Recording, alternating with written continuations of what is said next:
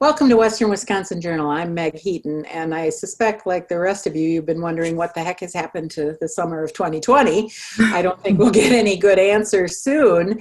So in the meantime, let's not look back. Let's talk about now and look at the future. And my guest today is Shelley Tougas, who is the Interim Co-Director of the Hudson Area Public Library. That's a position she stepped into following the departure of Tina Norris, who went to take another job in North Carolina to be near her family. So we welcome Shelley to this, and we'd like you to talk about your new job and your co-director and what's going on. Great. Well, thank you. It's great to talk to you again. Tina left in mid-June, and Madeline Page and I were appointed co-directors. Madeline and I have worked together for about 4 years, and we are just kind of yin and yang. We have really complementary skills, and so we've been a really good team. And we were already basically serving as Tina's right and left hand. So we had a lot of knowledge about how she was running the library, how she was working with the board and handling the issues. So it's been, in some hand, everything is familiar, but there's still quite a learning curve. You know, she had a lot of responsibilities and she balanced it all very well. Yeah. So is there a search on now for a replacement, Yes. Full-time replacement for her? Yes. Our policy and personnel committee have been meeting. The job description that we had for the director was very outdated, old. It was more like a very, very long task list versus goals and broader strategies. So they took a stab at that, rewrote it, also looked at a timeline. And so we should be ready to post that job, I would guess, within a couple of weeks, depending on what the board decides tomorrow, the full board. Mm-hmm. You know, the pandemic, it just throws a lot of unknowns. Does that mean more people are going to be looking for jobs or fewer people? You know, we don't know. I suspect, I've been told under normal circumstances, you can plan for 6 to 9 months to find your new full-time director. I have a feeling it might take a little longer just because of the circumstances we're in. Sure. And certainly we won't be doing much face-to-face, probably have Zoom interviews. It's just going to be a very different process than what we would normally expect. You and the political conventions and everything else is going to be different than we expected. Exactly. So the library officially kind of reopened on July 16th. What does that look like? What's changed? Okay. You know, it's been so wonderful to finally see our families again, but we're only open 10 to 2. So those hours are pretty limited. Mm-hmm. We have a capacity of 15 people at a time, plus staff. So you can imagine that fills up pretty quickly. Oh, yeah. The community seems to be really happy to have us back. We usually have 120 to 150 people a day coming in over those 4 hours. So that's pretty incredible. Today, we had 40 people waiting in line so they could get into the building because we were full. So we typically do have a line most days, try to move through that pretty quickly. Also, a lot of our services are still not available. We've had to close all the meeting rooms, for example.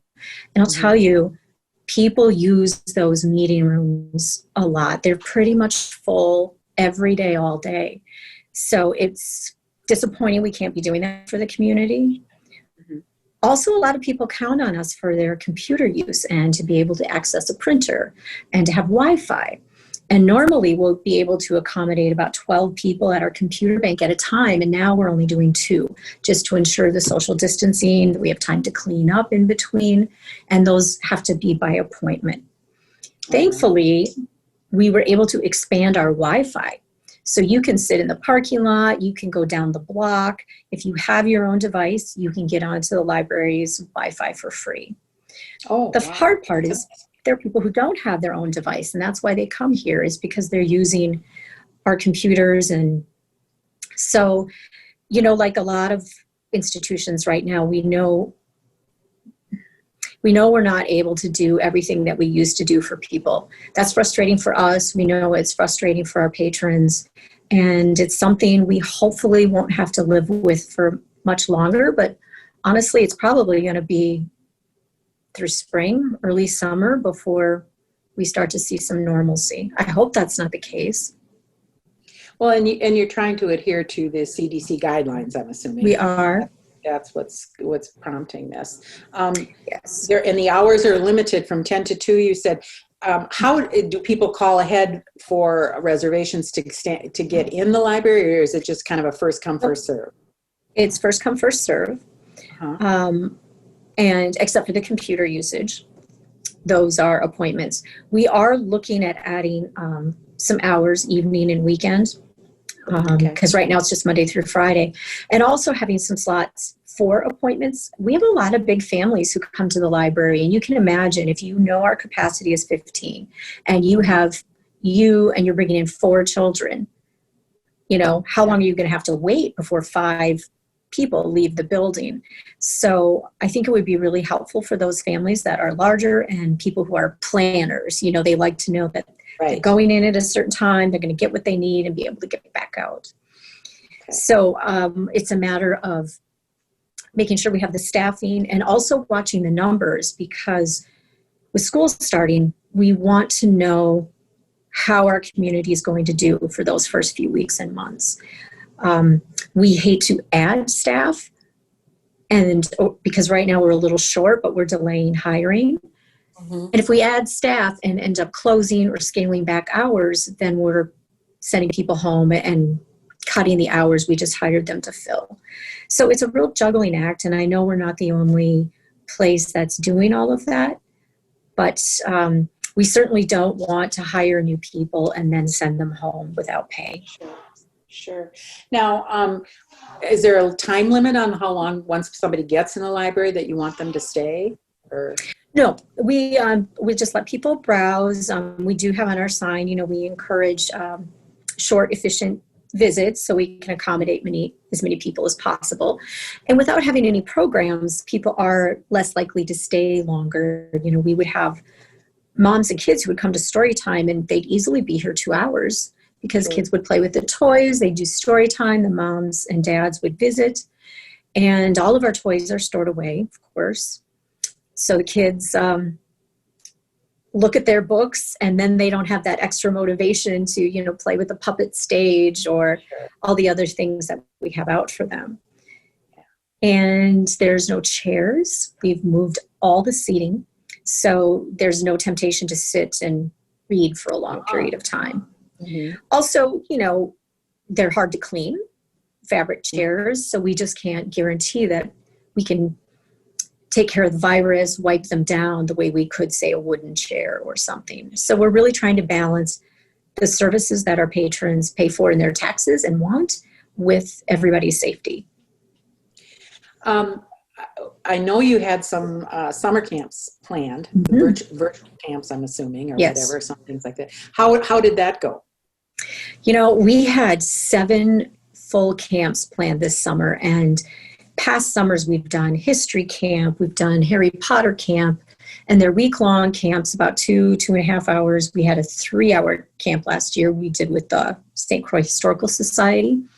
Mm-hmm. And we've done STEAM camps, space camps, art camps, writing camps, and they've been hugely popular. We have a waiting list for every camp, and they're funded by the Hudson Area Library Foundation.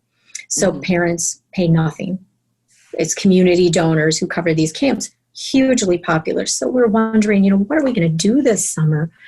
At first, we were hoping maybe by August we'd be able to do something, but it was clear that just was not going to be a safe option. So we did them virtually. We did 4 camps, STEAM, an art camp, a writing camp, and just a games camp, like where we played games over Zoom. Mm-hmm. And we had to make them a lot smaller because you can imagine that Brady Bunch Zoom screen. Exactly. And it's not easy for kids. And we also made them shorter. We know that there's that digital fatigue. Mm-hmm. So we kept them at an hour. And also, it needed to be somewhat interactive so everybody could see, like, here's how we're going to do this project and work on it together. And the librarian could then take questions, give good directions, look at the art, give them some great feedback on their work.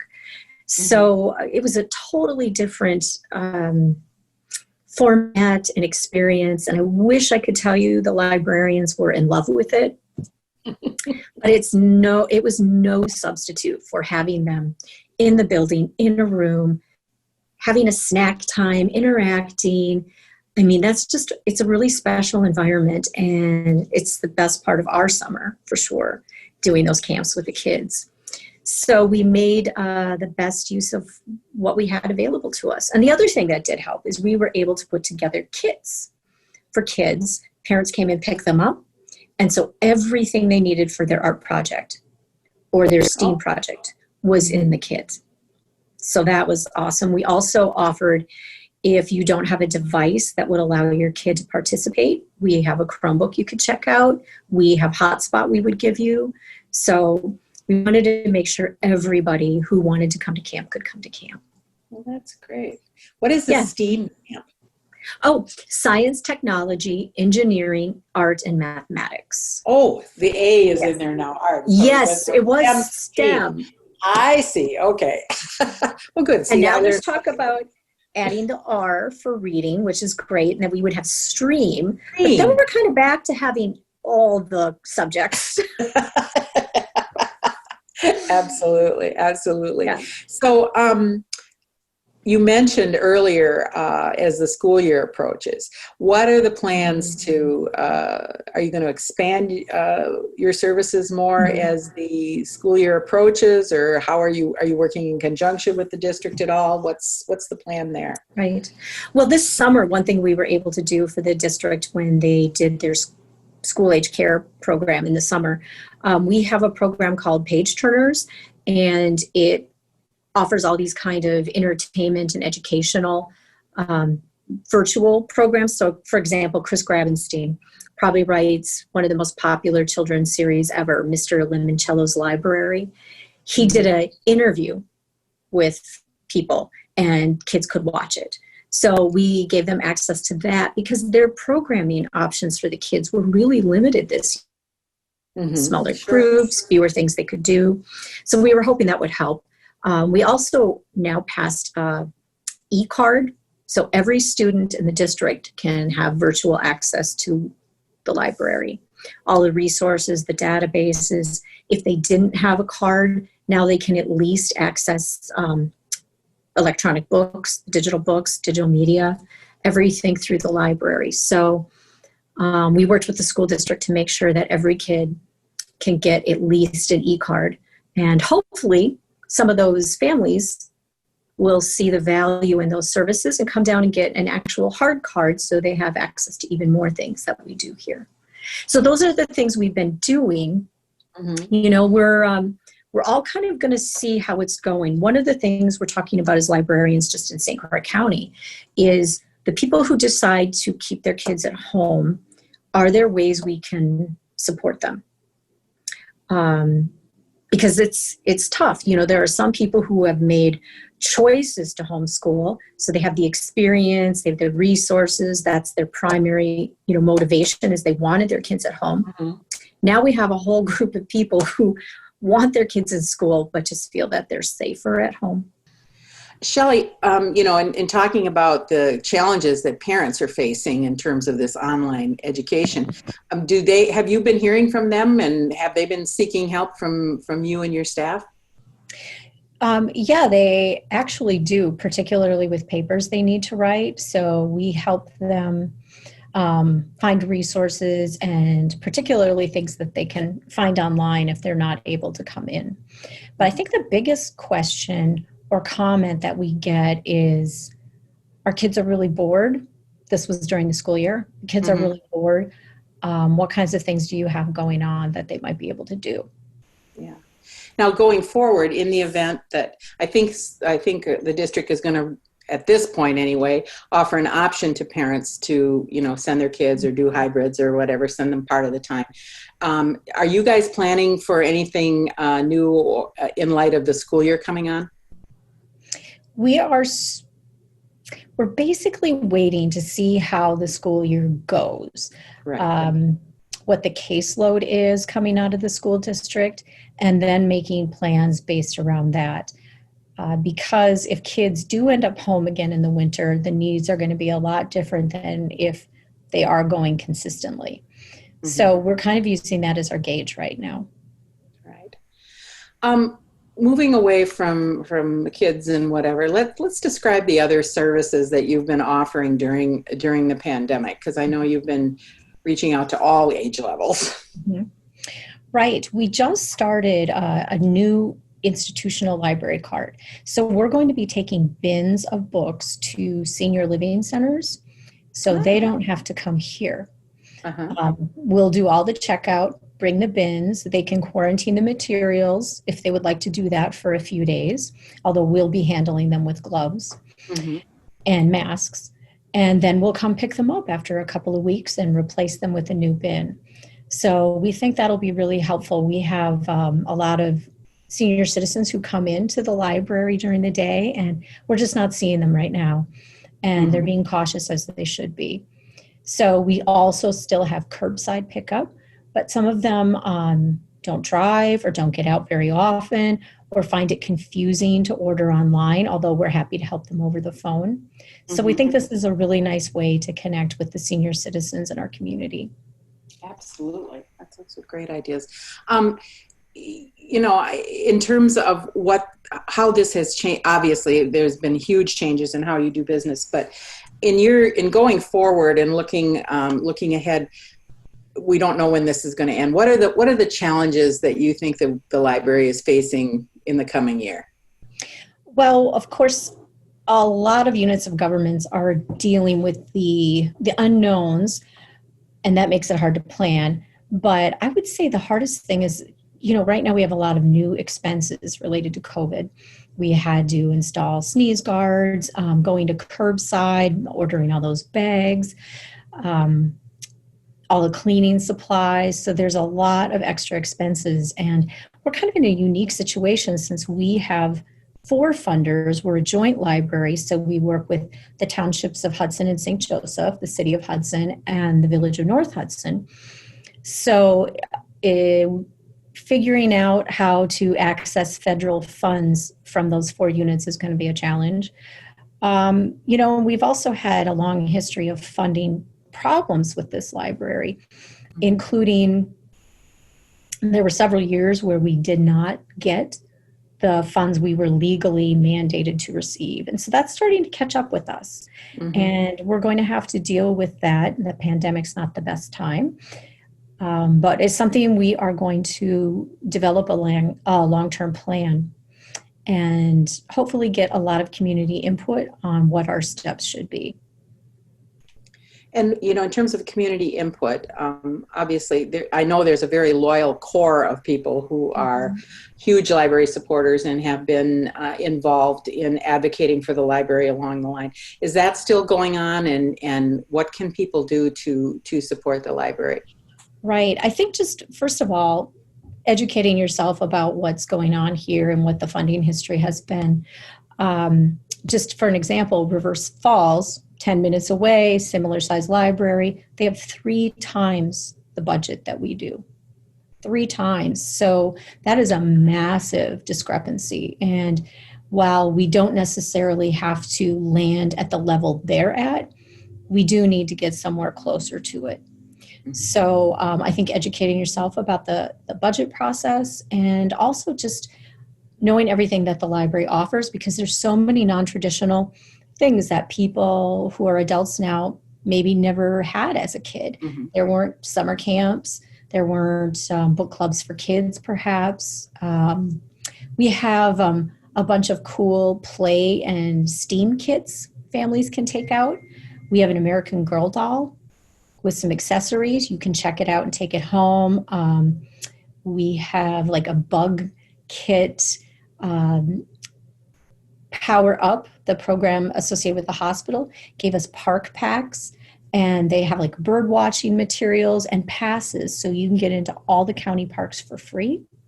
Oh So my there's just a God. lot of really cool things that families can check out that, you know, you might not typically associate with a library. So, and the hotspots that we have, the county has worked hard to get library hotspots, and wow, those are incredible demand. It would be wonderful to add some more, but it's kind of a costly proposition. Are there ways that people can donate to support the library through this period? Absolutely. We have the Hudson Area Library Foundation, and they do fundraising for us, and they're about to start their annual campaign. And I think a lot of people think, you know, I'm not a big donor. I'm not going to write $1,000 check to any charity. It's just not in the game for me. Those small amounts add up, 10, 20, 30, 50, whatever it is. They add up, and they really affect what we can do. We don't use any tax dollars for our programs. We don't have any tax dollars for programs. So every camp, every club, every cooking program, everything that we do at the library, including those kits I just talked about, they come from that foundation, and also from the Friends of the Library who do book sales and give us the money for that. And we tend to use that more for, this year it was a series of author visits, most of which are not going to happen. And they also have given us a lot of money to update our children's collection. So we're very, very fortunate to have those two groups working for us. They're phenomenal. And the amount of things we've been able to do with those funds in the last year, we had 20,000 people in 2019 come to programs at the library. Oh my gosh. Yeah, and those are all thanks to the foundation and the Friends. And I know that it's not just things with regard to literacy or reading. I know that you were very active in setting up a mental health program, Yes. programming, and that would have I assume that would have gone on if this all hadn't happened. But I was at that last program when you had a psychologist speaking about, we just had a loss of a child at the high school to suicide. And that's the kind of stuff that you're also doing in the community, you know. Collaborating with others. In addition to that, and the plan was to have sort of a series and maybe even a youth mental health summit with other organizations. Hopefully that's still going to happen. It's going to have to happen in a different way. But we're doing a series, Voices in the Valley, and we just did Black Voices in the Valley a couple weeks ago, and we had it at Hop and Barrel, and about 40 people could come with the social distancing, maybe fewer masks required. And we had 4 African-American speakers who just talked about what it's like to live in definitely a predominantly white community. And it was wonderful. And we live streamed on Facebook. The video's still there. We've had 4,300 views. So that's incredible. And I think it really speaks to people wanting more community connection and to understand the broader community that we live in. So those programs have been phenomenal. And I'm really excited to be able to do more of those. And in partnership with other organizations, because that's really how you reach the most people. And that's one thing that the pandemic might, you know, if there's any silver lining in this, is that organizations like the library and others have really started to collaborate more than maybe they have in the past. Right. Yeah. And that was a big goal of mine when I started as the Adult Youth Services Coordinator, was to do some networking and build partnerships. And that has been probably one of the most rewarding parts of the job. And we've made some incredible strides. And there's definitely room for more, which reminds me, I've talked to the Historical Society about a project that we're doing over the pandemic, an oral history project. So we are doing Zoom interviews with all kinds of people from the community so they can talk about what we're going through in real time versus 10 years later and reflecting back. And we're going to make a DVD, have it in the history room, do some clips probably on our YouTube channel and on Facebook. And my most recent interview was with the reporters at the Hudson Star Observer, because what a unique experience they've been living through. I mean, incredible to change the way they do their jobs. And one of the most interesting was Bob Burrows, who goes to all the sporting events, and there are no sporting events. Yeah. So, how many times can you write stories about there isn't basketball this year? There isn't going to be softball this year. So that was an incredible experience. And so I'm looking forward to getting that out in the public soon. And you mentioned the Voices of the Valley, and are they also listed? Are there video links for these things on your website in addition to Facebook and there? I don't think that is. It's on YouTube, but it is not. I don't know if it's linked to our website. I hesitate to send people there if it's not. It is definitely on the Facebook page, but that's a good idea. I will get it linked to our website. I think so, because people are getting used to going to the website to look for information on things and whatever. Yes. And so we're doing Latino Voices in the Valley next. It looks like that's going to be on September 14th or 17th. So that's great. Yeah. 17th, yes, September 17th. And then the other thing that you mentioned just before I let you go, you mentioned that people should familiarize themselves with the funding model and the issues that are facing the library. Can they find that information on the website, or where should they go to look to educate themselves about funding our library? Yeah, I am going to be putting sort of an FAQ on that. Our website, and right now a lot of it's in board packets. So, we're working on sort of an education campaign right now with community leaders and getting a website corner set up for people who want to learn more. So I hope that people take advantage of what's out there. Good enough. Well, I know the library has always been an anchor in the community, and it continues to be so during this interesting and novel time. So when we talk again, hopefully we'll be on the other side of this, Shelley. But we appreciate everything that you and the library staff are doing. Thank you for joining us today. Hey, thanks, Meg. I really appreciate it.